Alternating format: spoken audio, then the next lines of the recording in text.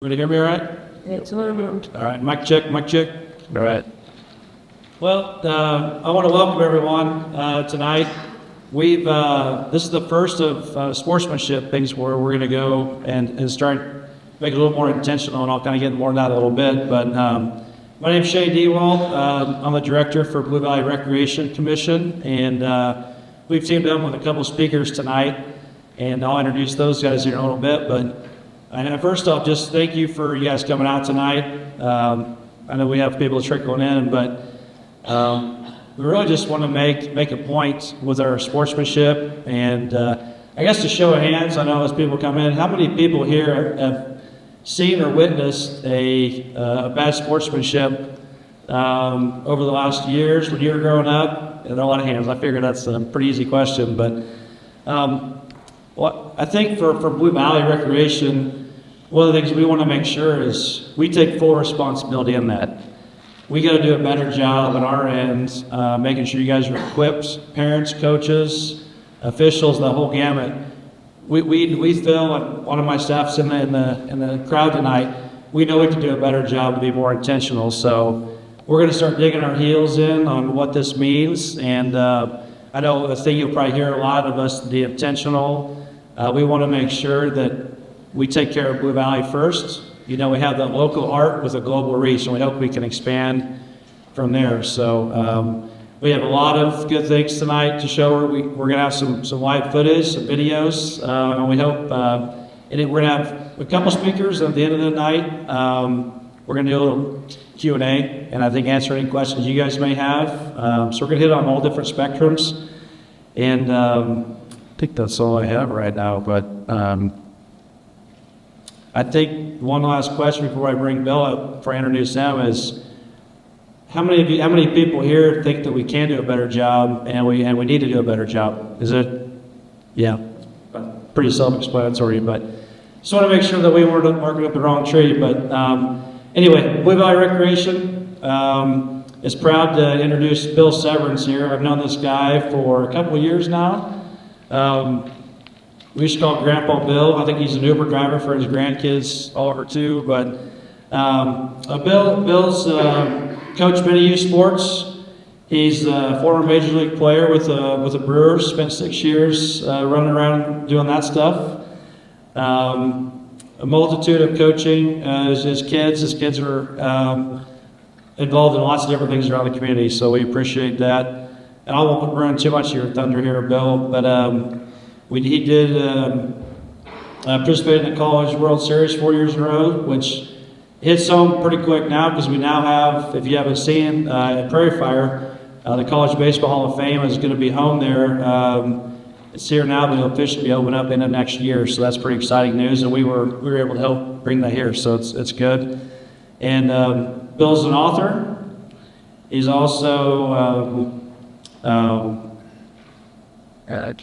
had many accolades with. Bill's the guy. Just a quick story. He's the guy that if a coach ever were to get in trouble, they had to sit down with Grandpa Bill and just talk about how things went, how they could get better. So I'll quit rambling for Bill, but I'll let him bring him up. And everyone, Bill Severns, welcome to the floor.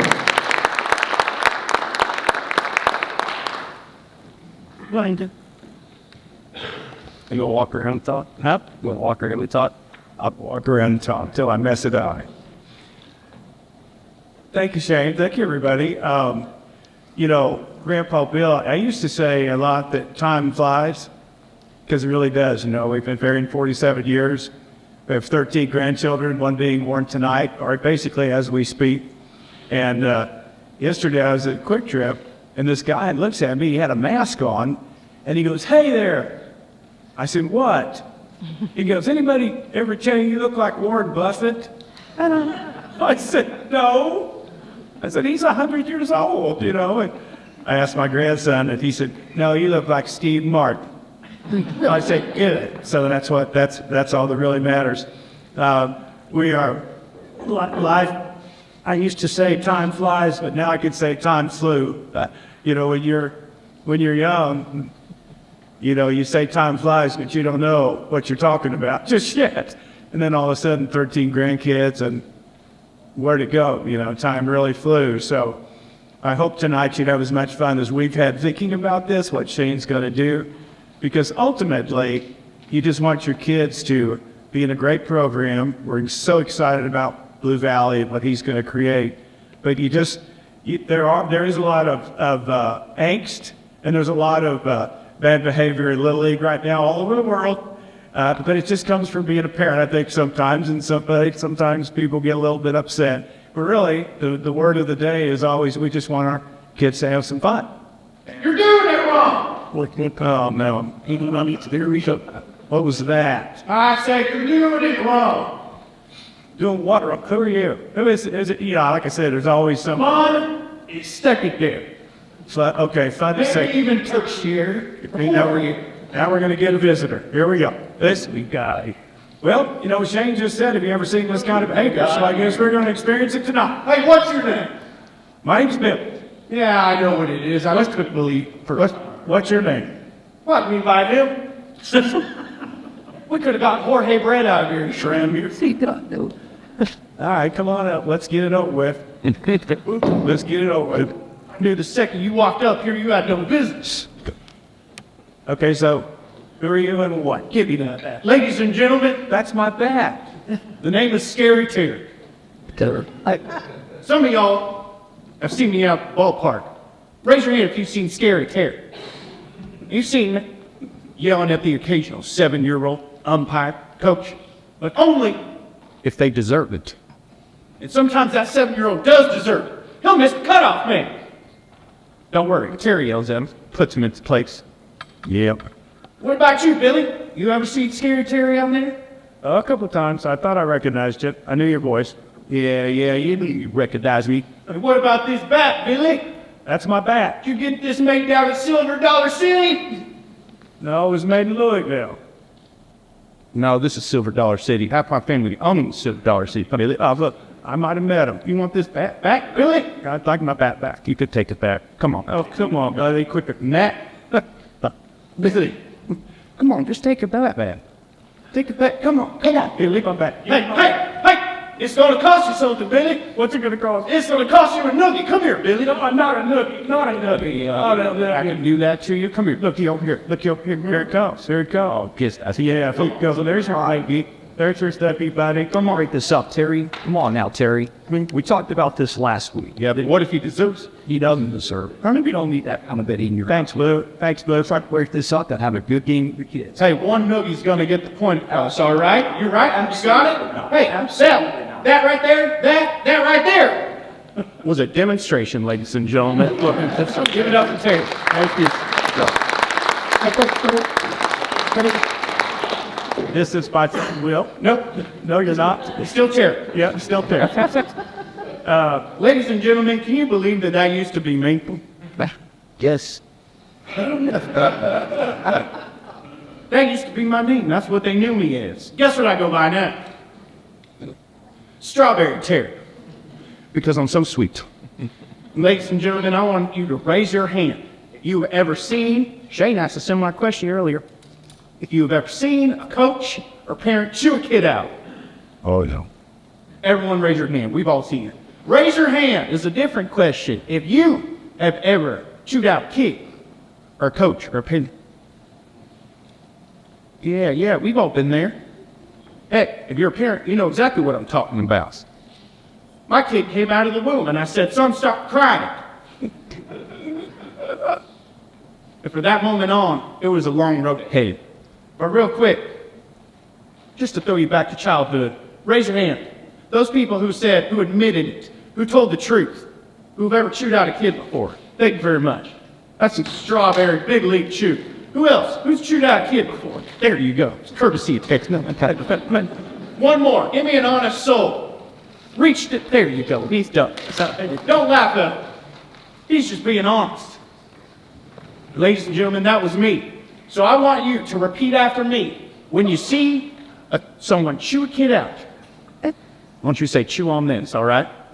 We'll calm response.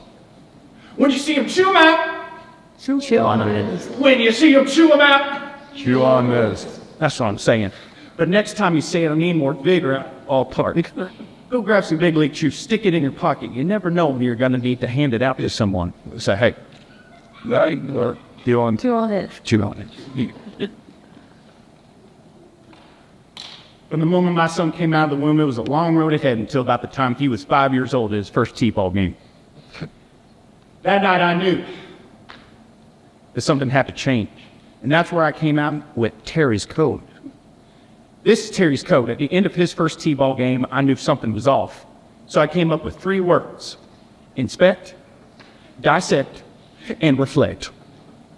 Write those down if you're taking notes.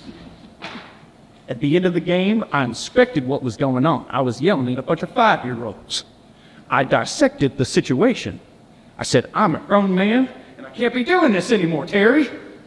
And then I reflected. For the next 13 hours, everyone went home. It was just me at the ballpark. And I reflected until I fell asleep. Next day, maintenance man came, wrapped me up in one of those silver blankets you take with your camera. I shivered to the bone. He said, Terry, it's time you come meet Billy. Some of you here tonight need to be wrapped up in one of those silver blankets. And guess what? Here's Billy. Who's excited to hear him? Yeah. That's all I'm saying. You ain't gonna want to miss it. Billy's one of the best men I know. Now it's time to take notes, Billy. You can have it from here. Thank you so much, Billy. Thank you, bud. Thank you. Wow. I mean,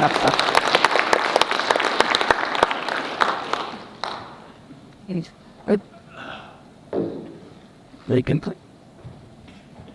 Doesn't get very mad. Thanks, Strawberry. You play. You know,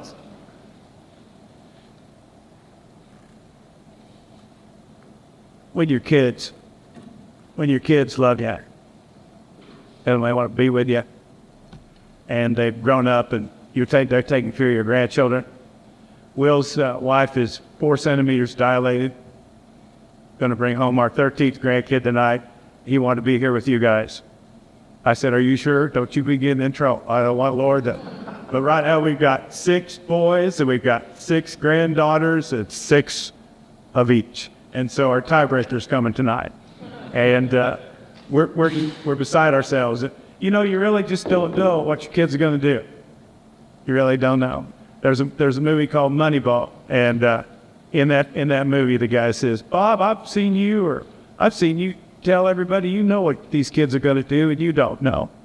And as I grabbed my bat tonight, I haven't had this bat out in a while, and I was thinking, I'm with you all because I started thinking about when I was coaching Little League, I thought about how expensive the bats were as compared to what they are today. And I thought, man, have you guys been buying some expensive bats lately? Some expensive stuff. I feel for you. I feel your pain.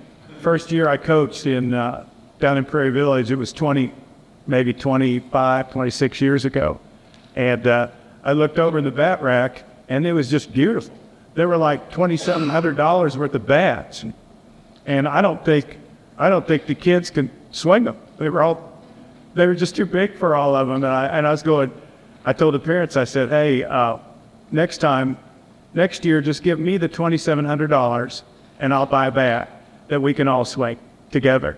But it was fantastic. And you know, I know a lot of people don't want to talk about sportsmanship. I'm so glad you're here because Shane and his staff, and me and Chris and the guys, we are facing, we want to do something really cool, and that's a program here in Blue Valley for the parents. We've got a lot of guys and a lot of parents. You know, we're basically all keepers of the sandlot. We're all protectors of our children. We love our children. I was on Les Norman's radio show a few years ago, 10, 15 years ago, and he said, Billy, I knew you were coming, so I was wondering, do we have an epidemic of people yelling too much at kids? It's just gotten to be kind of out of control. And my thought initially was, well, you know, if the parents are the problem, then we'll be the solution, because we can be the solution.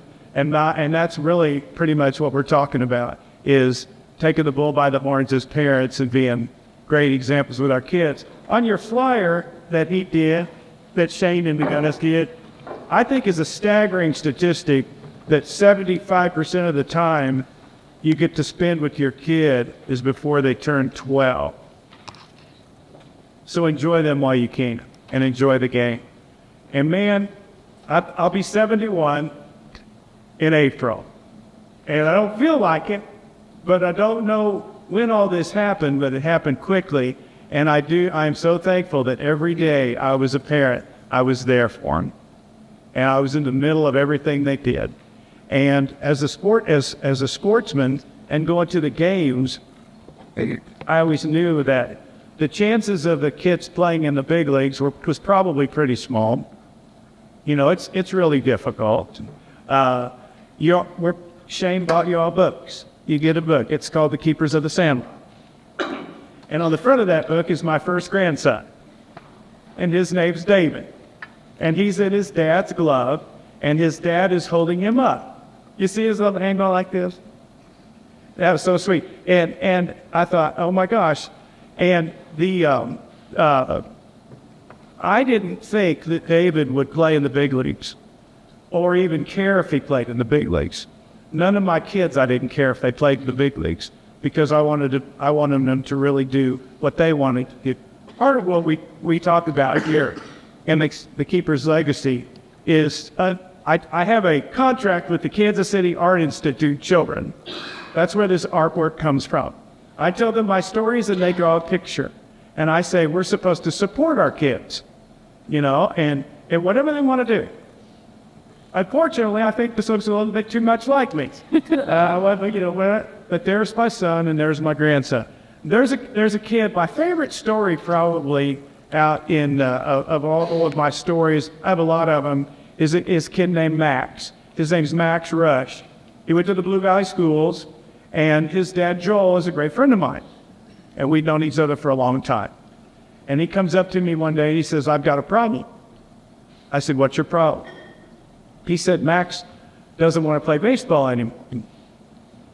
And I said, well, what does he want to do? And he said, he wants to play the bass fiddle. And I said, he goes, what do I do? And I said, well, you're going to need to get a bigger car.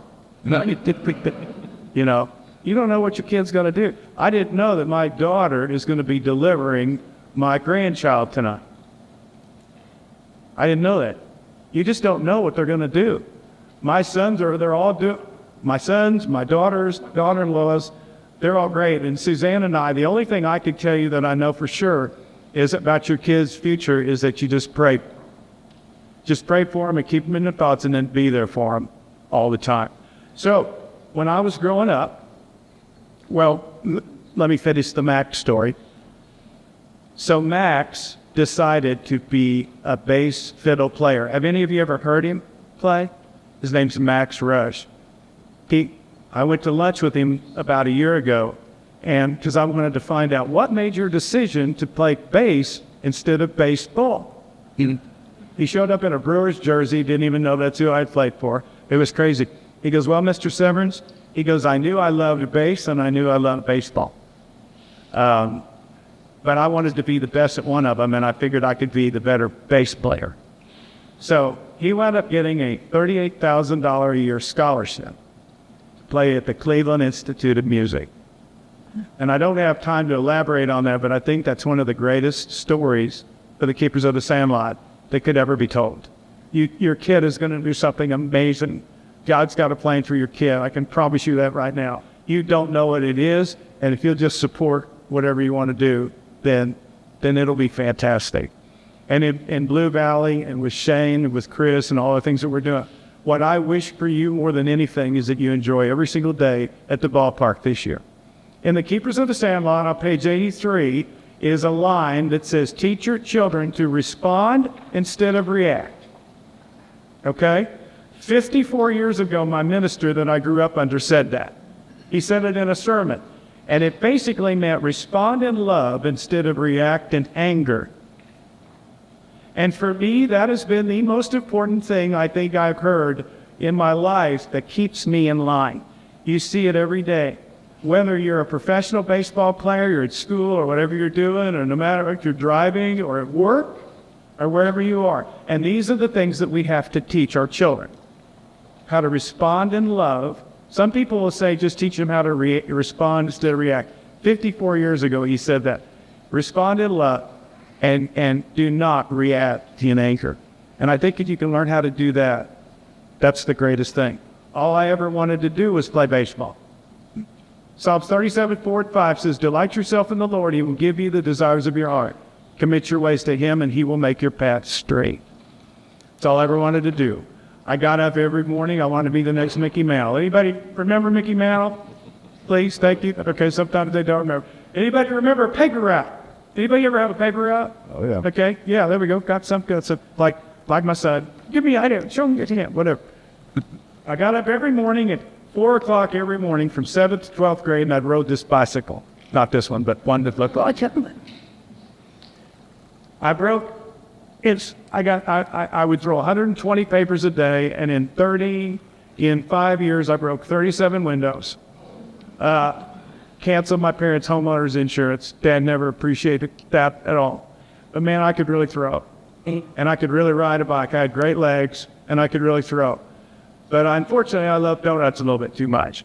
And there was a guy that I would throw papers with, and every morning he would buy donuts if I'd go get them. So I would eat these donuts and have a good time. You know, we all have in life, we have something that's holding us back, right? I don't know what your donut may be, but everybody talks about it. If there's something holding you back, get rid of it. So by the time I went to 10th grade and went out for baseball, long story short, I thought I'd had a pretty good day, but I got cut the first day out. So that's not exactly how I thought it was going to go. Again, he will make your path straight. I had a great coach, which is what we want in Blue Valley. We want great coaches, right? You got to have them. If you are a coach, keep coaching. Your kids just want you to be with them. That's all they want. They just want you to be around. And this coach told me not to quit. He told me that I was to be a good baseball player, but it wouldn't hurt if I get in a little bit better shape. So I had to give up the donuts. So the next day, I started cutting down. I went from like 12 a day to like 10. You can't just go cold turkey on that kind of deal, right? And I knew it had a year. So I got ready. And the baseball coach that had cut me wanted to see me the next day. And he said, please don't give up. Please don't quit. I spoke at his funeral 6 years ago. He says, do you remember what I said to you the day after I cut you? I said, no, was I still crying? He said, no, it looked like you might have had a long night. He said, what I said to you was, please don't quit. We knew we were going to cut you because none of us knew you. You didn't play football. And I said, why are we going to cut this kid in center field? He wants everything. Second thing I said to you is, I'm glad you didn't bring your mother and father with you this morning to fight your battle for Brand. I said, well, they have jobs. They had to work. So I took that. I went and I told my friend, I'm not giving up on my dream. And it never even dawned on me that I would. I got in shape and I made the team. Shane was nice enough to say that I played 4 years in the College World Series at Oklahoma, played with the Milwaukee Brewers for 6 years, and God really did give me the desires of my heart. It was really great. I got to play a long time. And I'll kind of get to the point of my point before I turn it over to Chris. And I coached out at 3-2 for 23 years. And I never yelled or said anything to another coach until one night I was coaching at third base. I knew I was going to be done coaching. And there was a kid on the other team. And his name was Nick. Nick had facial hair when he was like 7. I mean, I like, show me. And you showed him that. When he was 7 years old, hey, coach, how you doing? I said, Nick, how you doing? Good to see you, buddy. I love this game. And I said, I know you do. I've watched you play. You're a great baseball player. I said, I hope you have a good game tonight. And this was against my team, right? Because I'm coaching third base. Well, the first ball hit to him. And Shane was kind of talking about this, and Strawberry was kind of talking about this. you know, and we see it every day, everywhere we go. It doesn't matter if it's basketball or soccer or wherever it is, we see this yelling that goes on at kids. Well, the first ball hit to him, he misses it. And his coach over in the third base dugout yells so loudly that it scared me. And I looked over at him and I said, hey, don't yell like that. Don't yell at him like that. He's a great ball player. He's really good. Just made a mistake. You know, he made an error. There's an E on the scoreboard for a reason, you know? Okay, whatever. So the next ball hit at him, blocks him with his chest, hits it up, and he throws it 50 feet over the first baseman's head. Why? Because he's afraid. He's afraid. He's scared to death. So anyway, this coach yanks him out. Long story short, I didn't know this was his dad when I looked over at him. I said, hey man, come on, stop it. But once he yanked him out of the game, I heard in my heart, write your book. I wasn't planning on writing a book, but I didn't know what I was going to do either. And so I wrote a book called Keepers of the Sandlot, because we are supposed to protect our children in the sandlot, not beat them up. Baseball is a very, very tough game. Ned Yost and I were teammates with the Milwaukee Brewers. Everybody remember Ned? Yep. It was a while ago, but everybody remember. Well, Ned and I would talk about baseball and philosophy. Our wives are very close. And right before he got fired by the Milwaukee Brewers a couple years ago, he got thrown out of 3 games in 1 week, and they had lost 12 games in a row. And I kind of knew he might get fired. And they went on to win the deal anyway in their division, but they fired him. And so he was home, and we had talked about youth baseball. And we would always talk about how tough the game is. So when I go out and I watch your 850,000 people that come through here and all of these children, it's so, I look at it and I'm going, oh my gosh, they're having to learn the toughest game on the planet. And they don't even get much time to learn how to do it. The sandlot was where we used to get to do it. Back when we were growing up, me anyway, we would leave the house at 8 o'clock in the morning and we wouldn't come home till 5 o'clock. When our mother said, rang a bell or did something, we knew we better be home, you know, so we would. So we talked about the sandlot because the game is so tough. All these games are tough. And Chris is going to talk in just a minute about how tough it is to officiate it. Well, you got everybody yelling at you. So Ned gets fired, and I'll wrap this up because you got a copy of the book. But I called Deborah, his wife. She's in Jackson, Mississippi at the time. I said, hey, Deborah. She goes, hey, Billy. Jackson, Mississippi. I said, how's Ned doing? She goes, well, did you know he got fired? I said, yeah, Deborah, we have ESPN.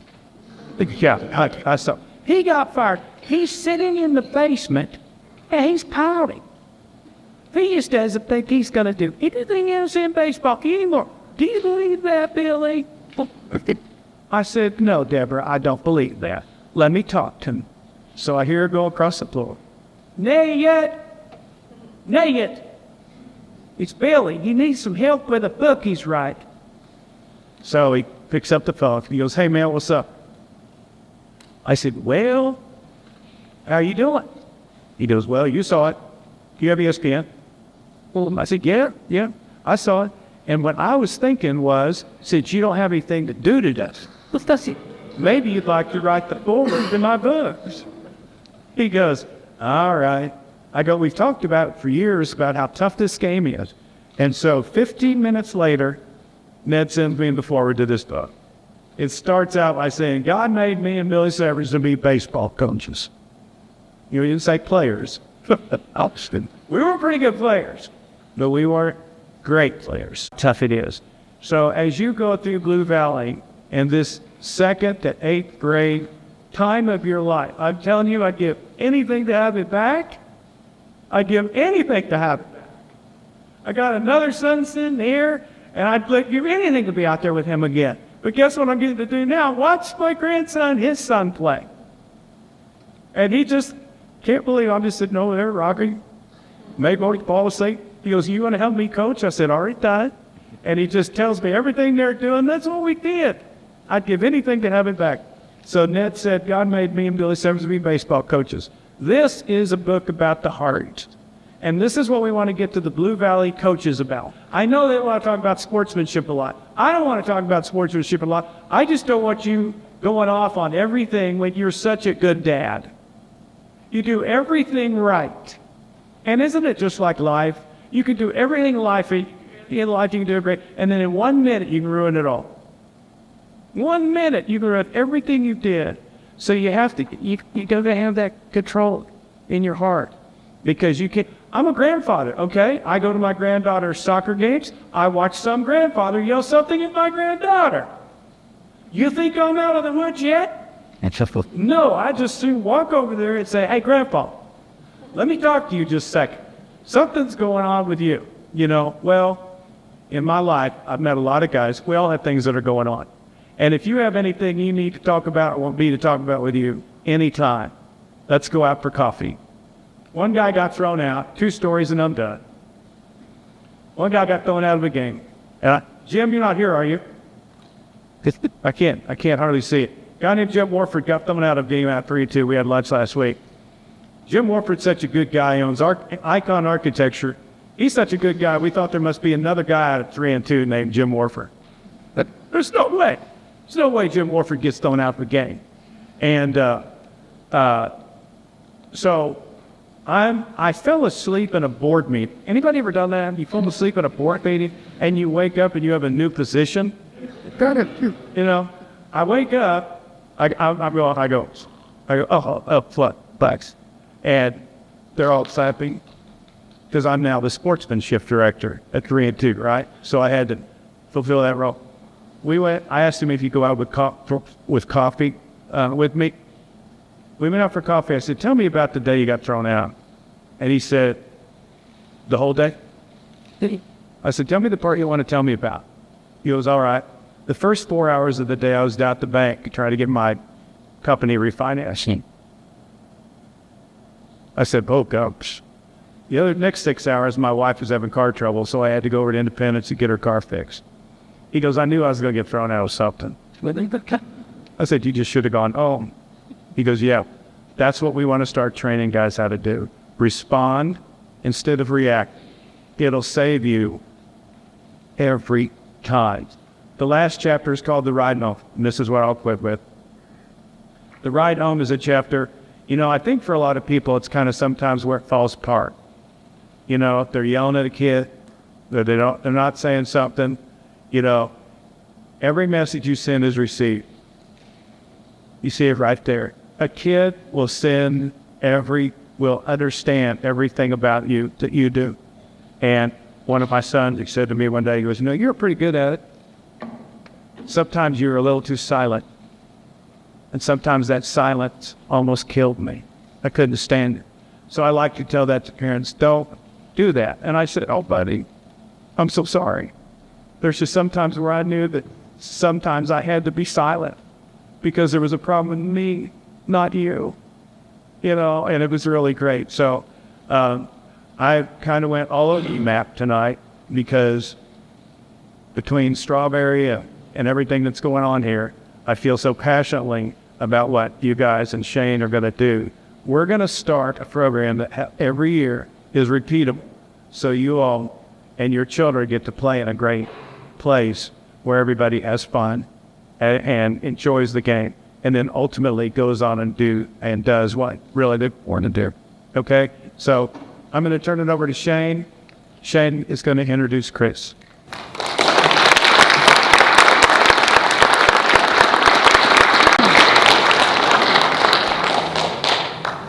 Thanks, Bill.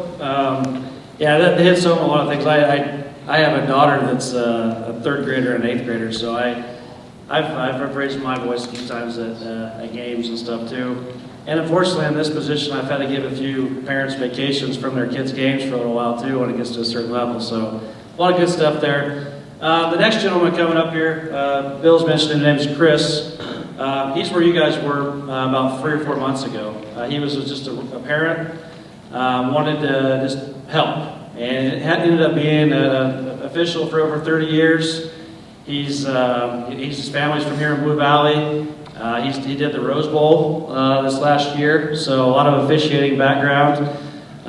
He's actually did two Rose Bowls, I believe. I'll let him tell more about it, but he's a Big 12 conference official, and just really what Bill spoke to his heart too on everything he wanted to do, and he's just ready to help us out with anything we have coming up, and ready to arm us whatever we can. So without further ado, I'll let Chris here go, and you've probably got 5 or 10 minutes, even though Bill kept talking. We got time for all this, so here you go. You guys hear me okay if I just talk without the microphone? Is that all right for everybody? Very good. You know, as an official, I don't get a lot of applause, so that kind of feels weird for me standing up here, having that kind of positive reception. So I would have expected some boos. That was your opportunity to do that. That's okay. The amazing thing is I've had a lot of opportunity in my life. A lot of hard work went into it, a lot of sacrifice. My wife, Ashley, is sitting right here in front of me. Thank you for everything you've done to allow me to go do these things and be able to stand up here tonight, have this conversation with you all. It's super important to me. I'm very passionate about this. And I'm just thankful that I've met Bill, Will, and Shane, and that we're able to put this program on. Thank you for letting me be part of it, for sure. So just a couple things. I've thought a lot about what to say tonight, and it's our first attempt at doing this and talking about the officiating aspect of it. I want to get to that in just a second. First, I want to talk to you guys about being a parent. That's why we're here. We're all parents of kids that are playing in Blue Valley Rec. I'm no different. My wife Ashley and I have 2 kids. Carson, he's going to be 9 in May. He's played 3rd grade baseball. He played 3rd grade basketball this year. And then our daughter Brooke, who will be 6 in May. She's a kindergartner. She's doing a couple activities, played basketball and doing ballet through Blue Valley Rec as well. So this hits home for me, and I'm a brand new parent. Sports parent, I guess, if you will. So I'm learning how to be a parent, how to be a dad, how to be that guy in the stands, and how to respond to all this stuff. So I've been fishing for 31 years, and I'm well trained in controlling my emotions in most cases. Depends on the situation, out there on the field or on the court. But being a parent's different. Going through basketball this year with my son was really difficult for me. Going through baseball last year, the emotions that run through you as a parent, you want the best for your kid. You want the best for the team. You want them to win. You want them to be successful and to come home happy. That's first and foremost. So I can relate now to what you're feeling when you're sitting out there as a parent.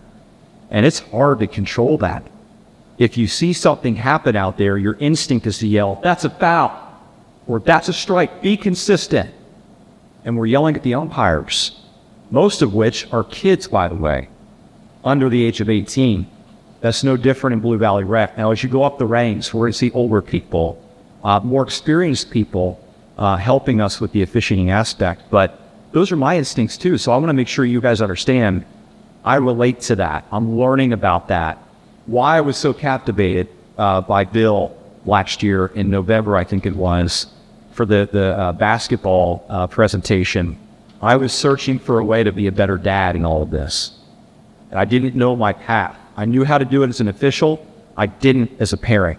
So I'm going to ask a very bold question. Shane, I'm sorry. You might kick me off stage. That's okay. I'm going to ask a very bold question of this group. Who was excited to come here tonight when they saw that email? Like, okay, a couple. All right, that's good. I like it. I'm glad. That's really good. Last year, I got the email, I'm like, you got to be kidding me. 6 p.m. on a Tuesday, we're busy, we've got things going on with our family. I sat in the very back there, and Bill started talking. And I just sat up in my seat when I started hearing the stories that he was telling. The people that you put out there that are influencing all of this, it captured my heart. Because I want my kids to have the best experience and go through sports, looking back on it going, that was awesome, I'm glad I did that. And not looking back going, that was a disaster. That created a lot of stress for me throughout my childhood. That's not what we want. None of us want that. We wouldn't sign our kids up for sports if that was our intention.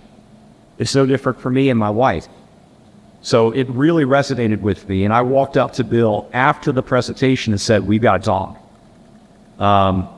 One aspect that I think you're starting to embark on, and I want to go a little bit deeper with, is the officiating aspect of all of this, which is near and dear to my heart. Why do you think officials get involved in sports? What's the number one reason? Anybody? We love the game. 70% of us say that we love the game so much we want to stay a part of it. That was no different for me. I played baseball. I ran cross country. I had to find a way in. My path to it was I was 13 years old, playing for a traveling team. We had to raise money. They called me on a Saturday and said, I need you out here to umpire. And I said, I don't know how to do that. I don't have any equipment. Get out here, we'll take care of it. So in jeans and a t-shirt, I put catcher's equipment on, started calling balls and strikes. I'd call a ball, this side would yell at me. I'd call a strike, and that side would yell at me. And I'm going, this is great, I love this. What felt like that as a 13-year-old? Then they paid me for it afterwards. Not much, but I got paid as a 13-year-old to do that. And I got hooked to it from there. I got into it because I loved the game. And I knew that my path as a player would not be long-term. So from there, I expanded into basketball and football and have done some incredible things with a lot of support. I would not have been able to do it myself. So we talked about why people get involved with it. I want to throw a couple of statistics at you just to ponder. These are just thought-provoking things for us to carry forward and be able to come back to the table and talk a little bit, because we need your help to think through this and how this works for our kids and the people that officiate these sports, especially those that are kids themselves. Maybe some of you have kids that are interested in doing it, or they're doing it now in baseball, basketball, football, whatever it may be. That's where I started. But I went through a couple of things at you. Most of the people that start officiating are teenagers. That's where they start that process. Within 3 years, 70% of them quit. 70%. 55% of those say it's because of the abuse that they endure. We're talking about kids, teenagers that are trying to officiate these games. I'm going to give you a quick story. I worked at Johnson County 3 and 2. I spent all my summers out there umpiring baseball and trying to do the best that I possibly could. I had a lot of passion for it, to try to get better at what I did. I'm very thankful for those opportunities. I wouldn't be here today without that. But when I was 17 years old, I'll never forget this. I'm umpiring a little bit higher level game, younger high school game. And I don't know the circumstances of what happened. It really doesn't matter. I was doing my best out there. And I'm certainly not perfect at what I do at all. I strive for that, but that's really impossible for us to do. And we finished the game. There was a parent that was so mad at me for whatever reason. He got in his car and followed me, a 17-year-old, to my house and got out of his car and wanted to confront me in my parents' driveway. That's unacceptable. That can't happen. This is youth sports. Not only does that impact me as a 17-year-old, and I considered quitting at that time, thank goodness I didn't, because I would never have been on this life journey that I've been on. That would have ruined it for me, and we could ruin it for somebody else by treating people that way, whether it's your kid that's playing a sport or the official that's trying to learn from the ground up how to officiate this game. By the way, I didn't know what to do with that person. I was 17 years old. What do you do with a 45-year-old coming to your house, trying to confront you in your parents' drive? What do you do with that? And I thought about quitting at that point. I'm glad I did. I stuck it out. But very few people do. They quit because of that behavior. That is unacceptable at any level. That can't happen. Okay. I need to look at my sheet just real quick. Bear with me. I just want to talk about very quickly what's next for all of this. And I want to say these things real quick because it's really important. Are we perfect at what we do in officiating? Absolutely not. There's no perfect team out there for a player, a coach, or an official. Has never happened, never will happen. It won't happen. Do we care about what we're doing? Heck yes. Heck yeah, we do. My wife can tell you how much energy, time, stress I put into it for myself and put into it for her and my family. We went, my first year in Division I football 10 years ago, we went on a trip before we had kids, and we were spent some time hiking after the game that I had out on the West Coast. I was so distraught over one play that I thought I missed the call, but I didn't eat for 3 days. She can attest to that, and it ruined the trip. That's how much I put into it. That's how much a lot of people put into it. So do we care? Absolutely. Are we perfect? No, we're not. No, we're not. We need to have a little bit of grace for this. By abusing the officials and not thanking them for what they do, when pushing people out the door so fast, our demands as parents, paying Blue Valley Rec, is to have quality officiating out there. In order to have that, we need to have some retention. We need to have people saying, yes, I want to do that. Yes, I want to continue doing that. I want to learn and develop, and I'm in an environment that supports that. Am I saying that we can't have emotion in sports? Absolutely not. It's part of the fun of it. Am I saying that we can't disagree? Absolutely not. We need to preserve those things. That's part of the fun. That's part of the fun.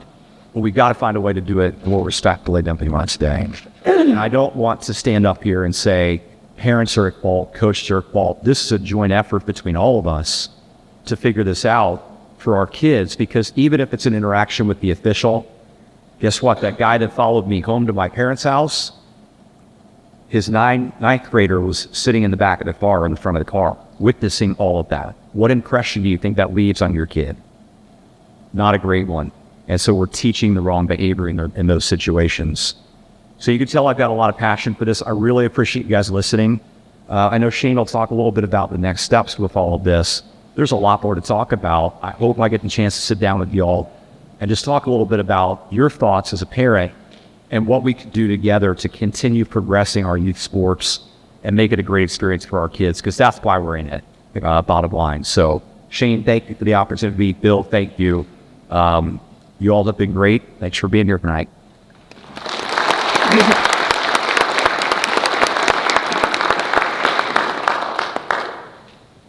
All right. Thanks, everyone. I did a quick step. Thanks. Yeah, that you. Anybody have a guess on which age is probably our worst ones we have through Blue Valley? Any guess? Worst was what? Worst parents. Worst.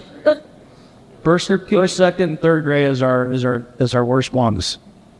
And I think that's something we want to reciprocate every year on that. But that's just something. That's me. That's the people in my age group. A lot of you out here too. And I think something that really spoke with these guys that really drove home on some of my staff talk. We had a championship game, basketball, wrapping up.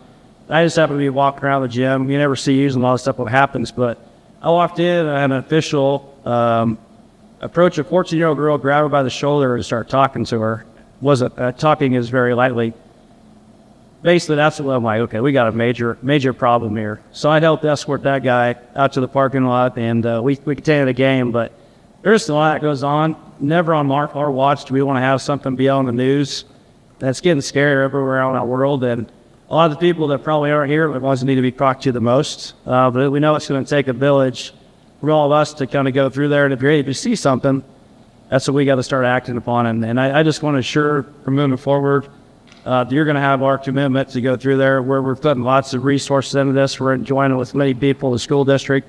We really want to make Blue Valley a model to this moving forward. So we do have a Q&A session here between, I don't know if you guys, we can just keep down here on the stage too, but does anybody have any questions? We have a few minutes left. I don't know if Scary Terry or Strawberry Terry is out there. He can let him run around with the mic.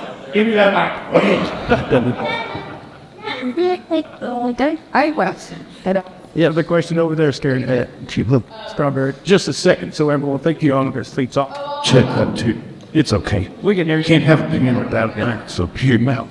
Then the other. Alphabetical. That's So, as part of this campaign, the note written by a kid that was put up at the baseball fields, because I felt like that was super impactful. Loved that as a first step. The kids would read it every time they walked into the field.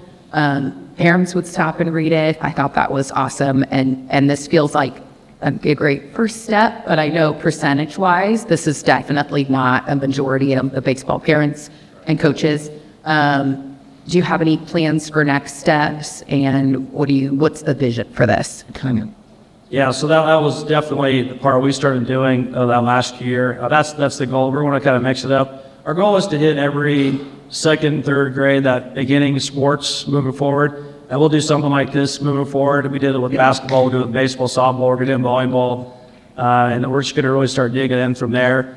Chris had mentioned what our next step would be. We actually are forming a sportsmanship committee. We have some of my official coordinators are here, and we're starting to develop committees, advisories, just to kind of get a reach out to what's going on out there. So there's a lot of things. Today we actually we did. You guys might have heard "Enjoy the Game." It's something that was early 2000s. We're dusting that off and bringing it back. So there's several people, coaches, retired coaches.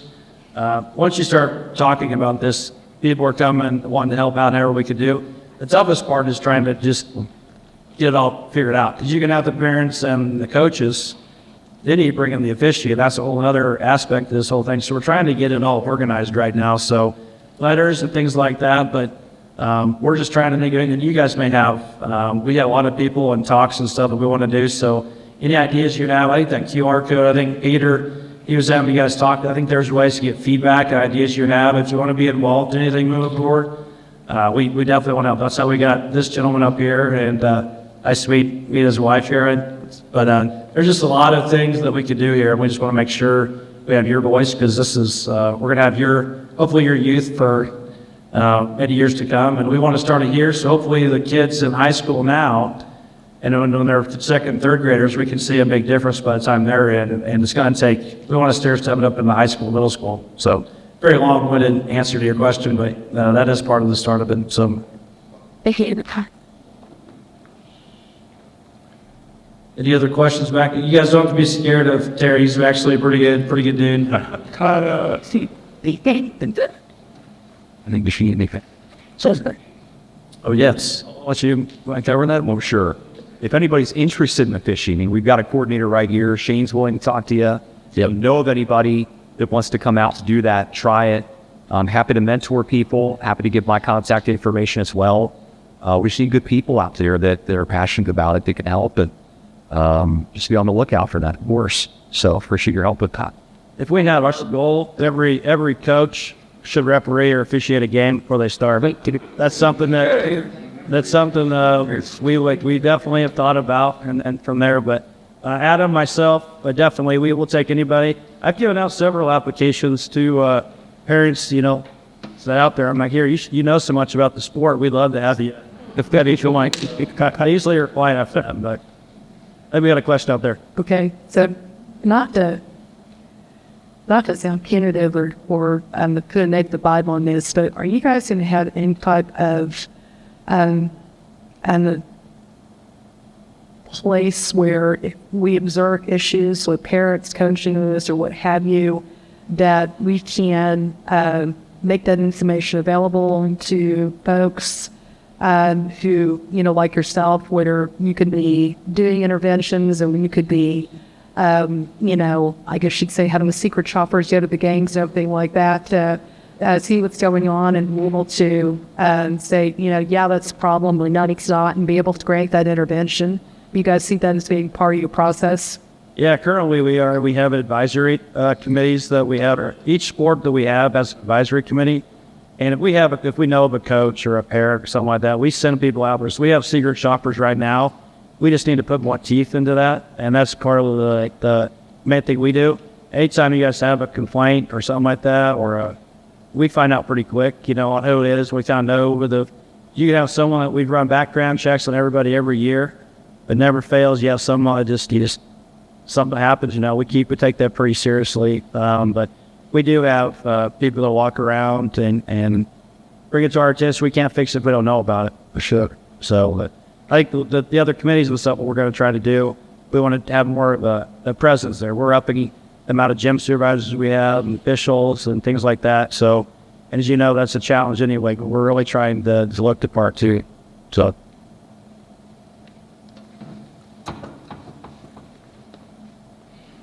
You have questions, Eric?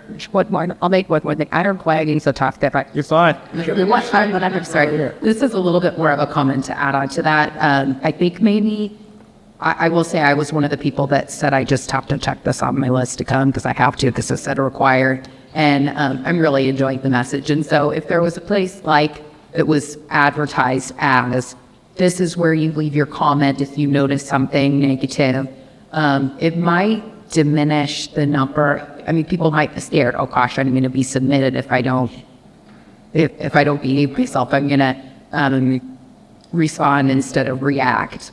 If they knew that was, hey, I'm going to get my name put in the trouble comment box or whatever. So I just had that suggestion of maybe being advertised as, we've got this comment box, we're monitoring it, and you might get in trouble if your name gets put in there. Great idea. We'll definitely put it up in their base. I'll make sure we set that tone. So I'll say one thing to you. That's a great question that you raised, and a great point. My first morning after becoming sportsmanship director, and Jim got thrown out, gets thrown out. I start getting all the emails about everybody telling me what happened. None of them matched up. Everybody was seeing things or whatever, and I'm going, now I'm going to get fired if I get too many more emails. I'm going to be clogging up the deal. So I just decided to call Jim and go face to face with him and say, hey, what's up? I got an email from him the next morning at 3 o'clock in the morning that said, thank you for that timely cup of coffee. He said, I was getting ready to quit because I had forgot the reason why I do this.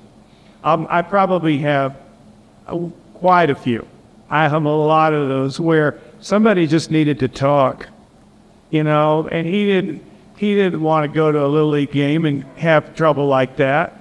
And I literally just had some guys that I went out and one guy in particular said his wife just said, we just don't know what's happened to you. Please go on.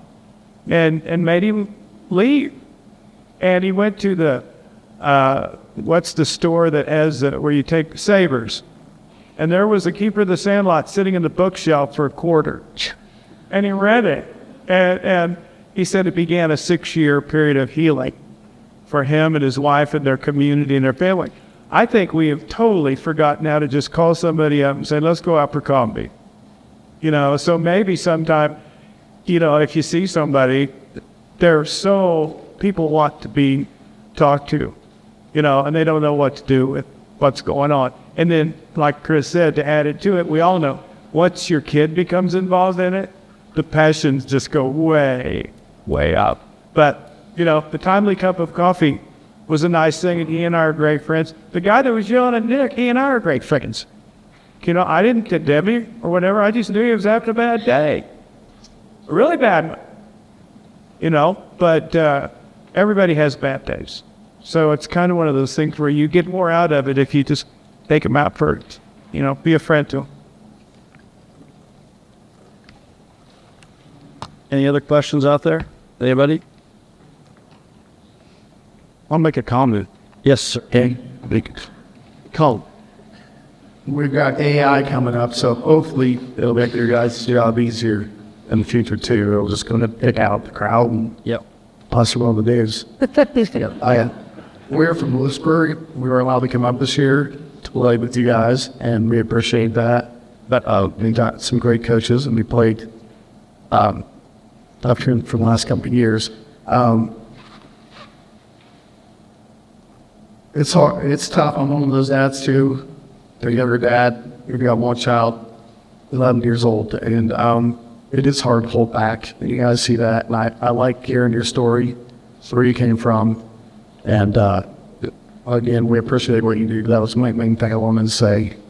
The kids, because I'm sure, just like any company in war, there's a lot of low staff, which causes a lot of frustration as well. So, we will do our part to try to make sure everybody has fun. It's awesome. Thank you. Thank you. Careful what you wish for. With those robots. Right. Yeah. Yes.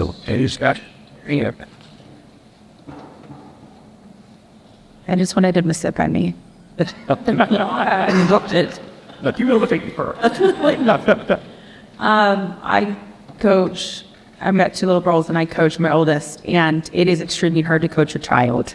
So I would love to see the league help me help myself to coach, not just the team, but specifically my kids, because it's a unique experience to coach your own kids, and you can either drive the relationship or it can make the relationship suffer. So I feel like it would be pretty cool to have an experience where you're up there speaking about, if I have my oldest kid with me and you talk about coaching, from their perspective as why we need this as parents, but also help me to understand how that relationship is impacted through coaching. I just think that would be a unique perspective to offer.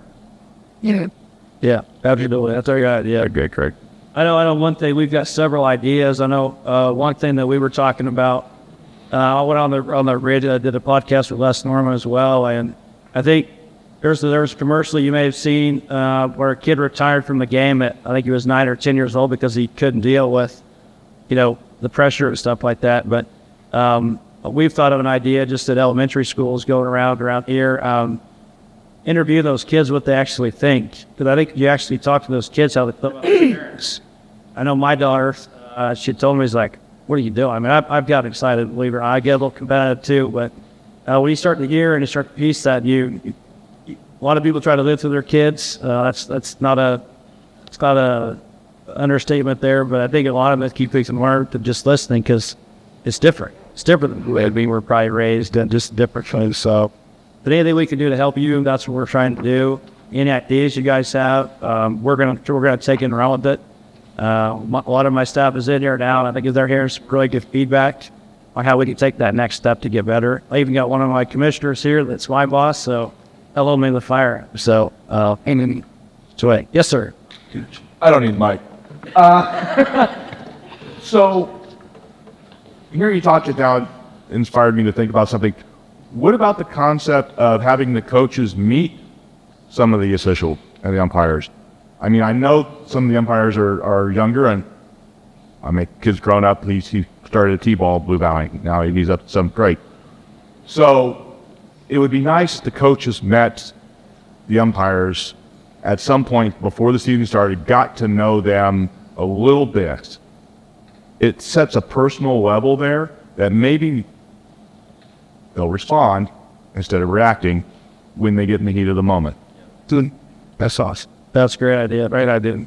We've actually thought, I think there's some now that you're 14 or under, you have a certain color of whistle or, something on there can just hopefully resonate that, hey, this is a young kid. And right. We do have, I know Adam's here with me tonight. We have several officials that just, after that first game, man, why take a good butt chewing from my mom or dad just over, and part of the reason is that we need to do a better job too, is educating on the rules. It never fails. I've been an official for 20 years as well, and arguing over a basketball and with 3-second rule. I'm like, do you really even know what that rule means? And 9 times out of 10, they don't. Right. So we need to do a better job with what it is. Basketball is probably one of the worst sports, just because you're so confined through there. But you're right. We need to figure out a way to identify and make sure those two relate, because I think that could be pretty hard. Right.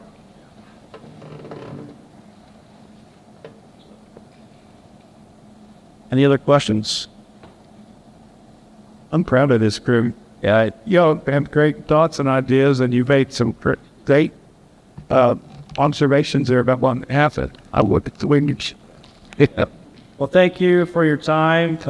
If you guys will be around to talk, if you have any questions, tell a friend, if someone else wants to get involved. Blue Valley Rec, we're there. You can find us anywhere. There's a QR code. Leave your impression, comments, good, bad, or indifferent. We want to hear from you guys. I just really want everyone to know that we're here. We're going to try to be better, and I take baby steps and progress, and we'll get this.